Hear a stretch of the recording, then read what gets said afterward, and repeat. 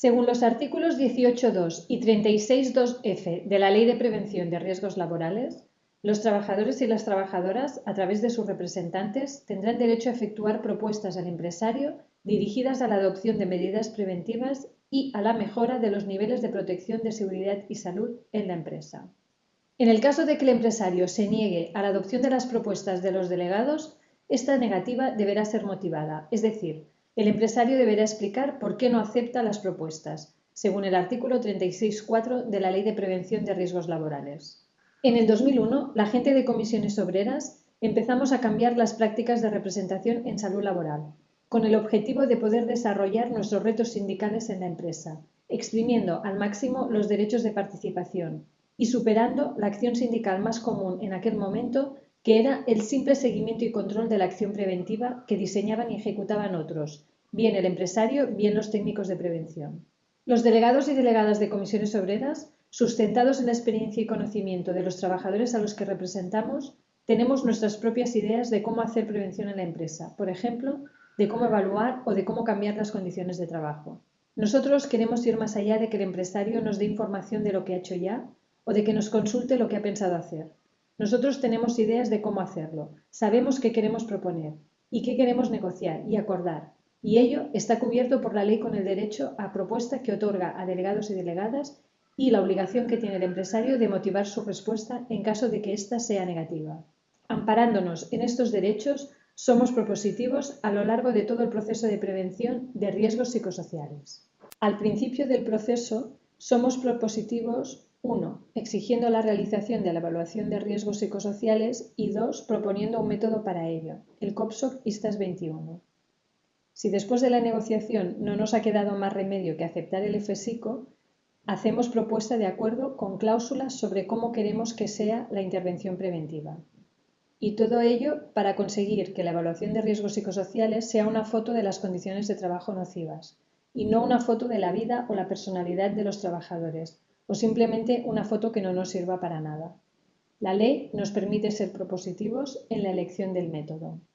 Aparecieron por el sindicato él y otros 3 compañeros más, teniendo muy claro que las órdenes de trabajo con las que salían no podían trabajar y que tenían que salir con 8 órdenes, y lo tenían muy claro. Entonces había que trabajar para que de alguna manera ellos pudieran reducir la carga de trabajo. A partir de aquí, lo que nos dedicamos fue a proponerle a la empresa la evaluación de riesgos psicosociales. Empezamos a valorar hacer una evaluación de riesgos psicosociales porque pensábamos que si corroboraba el resto de la plantilla lo que estaba pasando, pues no era un problema de 4. El secretario de la Federación de Servicios a la Ciudadanía mandó una carta pidiendo que se hiciera una evaluación de riesgos psicosociales, pues se le hacía alusión a la ley de prevención y del artículo tal, que está usted obligado a hacer la evaluación. Pues como no le quedó más remedio, pues nos dijeron que vale. Pero dijeron que sí, y les propusimos que utilizáramos el método ISTAS y dijeron que no, que ellos tenían su propia técnico de prevención en Valladolid y que íbamos a hacer el FSICO. La guía a nosotros nos ha servido mucho en todo este proceso que está contando Pilar. Como primero, tenemos un apartado, el apartado 4, que es cómo abordar la evaluación de riesgos psicosociales. Entonces, si seguimos la guía, yendo de la mano de ella y de vuestros asesores en el sindicato, podréis ver cómo exigir la evaluación de riesgos psicosociales, cómo proponer listas 21, si la empresa nos propone el FSICO, que normalmente es el que suele proponer, qué medidas tomar ante esa proposición. En el apartado anexos tenemos incluso cartas tipo de cómo solicitar a la empresa la evaluación de riesgos psicosociales. E incluso si nos cuelan el FSICO, como os digo, como nos ha pasado a nosotros, hay una serie de propuestas de, vale, hacemos el FSICO y no el ISTAS 21 del COPSOC, pero lo vamos a hacer de esta manera. Entonces, todo esto lo podéis encontrar en la guía. Antes ya estábamos ahí, ñiqui, pues estaban sobre todo los delegados diciendo hay que evaluar los riesgos psicosociales, hay que evaluar los riesgos psicosociales. Pero en enero del 2013 tenemos la oportunidad de volverla a plantear, hay un escenario bueno, hay un técnico de prevención que gracias a él, a esa colaboración, que ahora no está por desgracia, pues nos ayuda a plantearlo en la empresa y decir sí, que esto se tiene que hacer. Es una obligación legal, como me apuntan muy bien por aquí. Antes nos costó mucho el proceso esto de impulsar las evaluaciones de riesgo, era algo como muy... esto no se puede evaluar, esto es muy complicado, pero es una obligación legal y algo que yo creo que está bastante asentado, ¿no? La empresa no te puede sancionar por ello, ni te puede... Si quitas, no puede pasar nada. Vamos a ver.